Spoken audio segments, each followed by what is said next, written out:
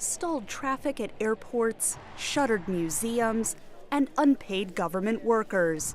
Scenes from a partial government shutdown that could be repeated if the president and Congress don't reach a deal on his demand for a border wall.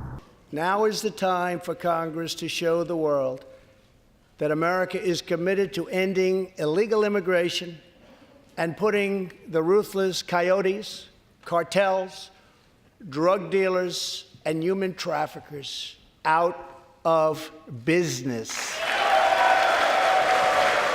The president agreed to fund the government for 3 additional weeks until February 15th, giving a bipartisan committee of lawmakers time to find a compromise.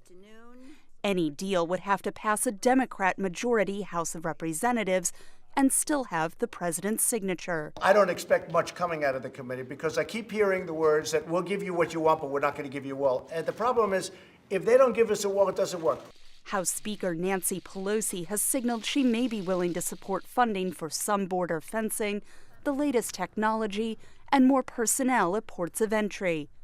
But Democrats are standing united against funding for the wall Trump supporters want, and the president has repeatedly promised since the days of his presidential campaign.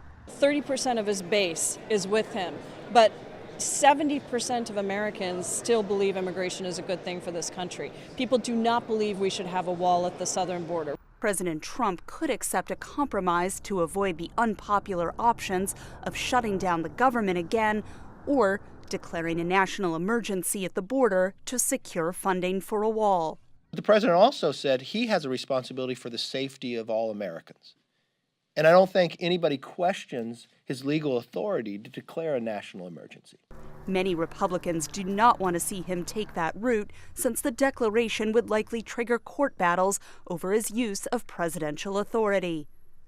But with a looming 2020 presidential contest, both Democrats and Republicans are aware the political cost of giving in to the other side.